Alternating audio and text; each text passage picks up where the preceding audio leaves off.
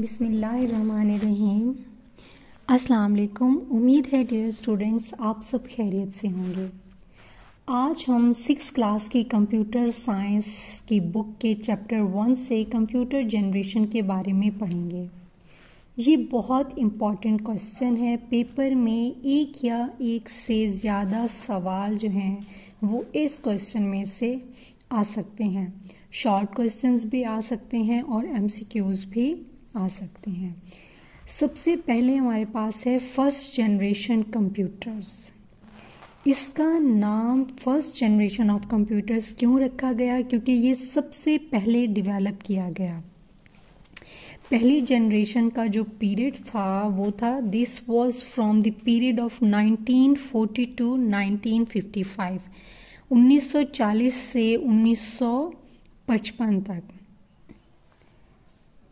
Vacuum tubes were used for the circuitry in first generation of computers. First generations के computers में core element के तौर पर vacuum tubes का इस्तेमाल किया जाता था। यानी vacuum tube एक टेक्नोलॉजी का नाम है जो फर्स्ट जनरेशन में यूज़ की गई थी। For the purpose of memory, magnetic drums were used. Memory के लिए मैग्नेटिक ड्रम्स का इस्तेमाल किया जाता था। These machines were complicated. ये मशीन्स जो थी वो बहुत ज़्यादा कॉम्प्लिकेटेड थी, यानी इन्हें इस्तेमाल करना बहुत मुश्किल था। लार्ज साइज़ में बहुत बड़ी थी एंड एक्सपेंसिव, और महंगी भी बहुत थी। Batch operating systems and punch cards were used these machines. इन मशीन्स के अंदर बैच ऑपरेटिंग सिस्टम और पंच कार्ड का इस्तेमाल किया जाता था। As output and input devices, input और आउटपुट डिवाइसेस के तौर पर magnetic tape and paper tape were used. Magnetic tape और पेपर टेप को इनपुट आउटपुट डिवाइसेस के तौर पर फर्स्ट जनरेशन के कंप्यूटर्स में इस्तेमाल किया जाता था।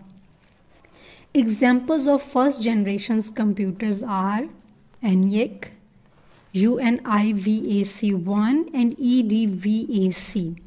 ये उन कंप्यूटर्स के नाम हैं जो फर्स्ट जनरेशन में इंट्रोड्यूस कराए गए। नेक्स्ट है हमारे पास second generation computers. The years 1957 to 1963 are referred to as the second generation of computers.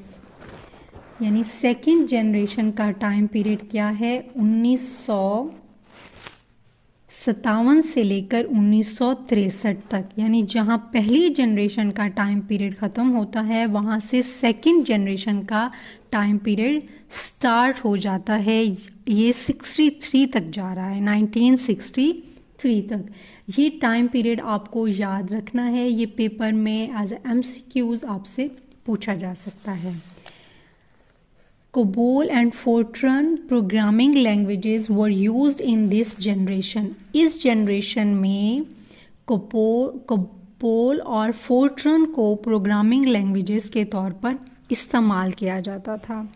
In this generation, vacuum tubes were replaced by transistors. इस जनरेशन में वैक्यूम ट्यूब्स की बजाय ट्रांजिस्टर्स का इस्तेमाल किया गया।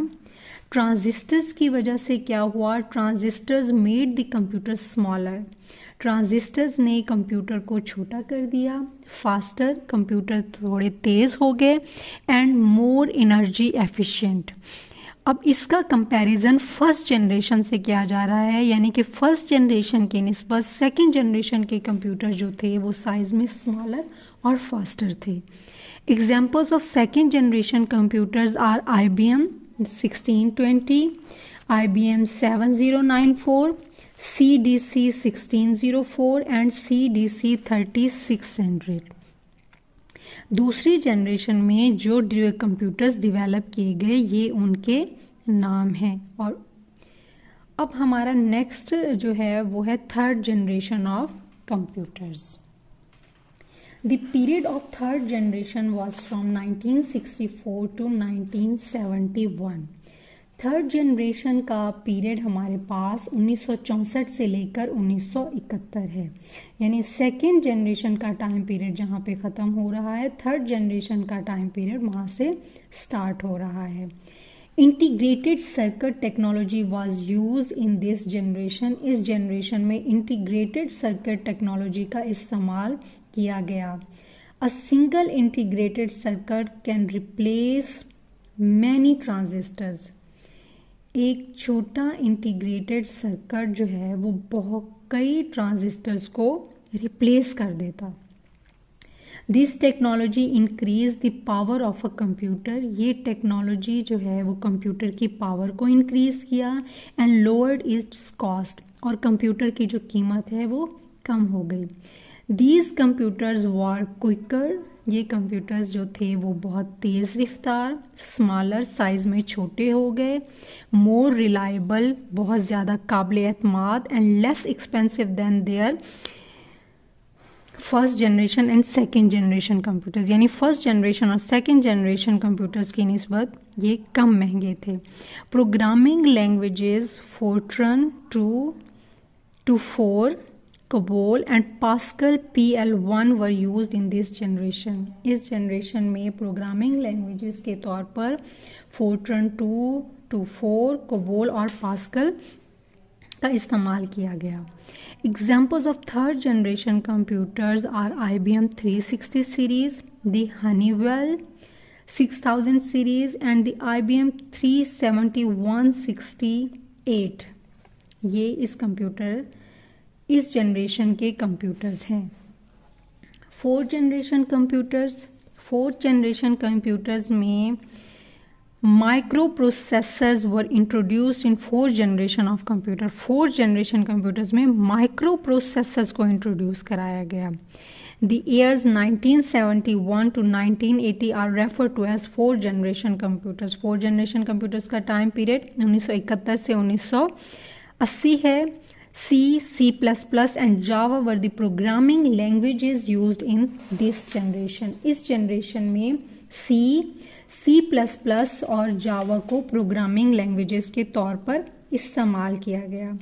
Examples of fourth generation computers are Star 1000, PDP-11, Cray-1, Cray-X, MP and Apple II। ये fourth generation के कंप्यूटर्स की एग्जाम्पल है। Last but not the least, fifth generation. These computers have been utilized since 1980 and continue to be used till now.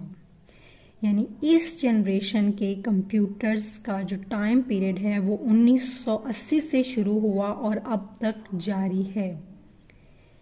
This is the present as well as future of the computer world.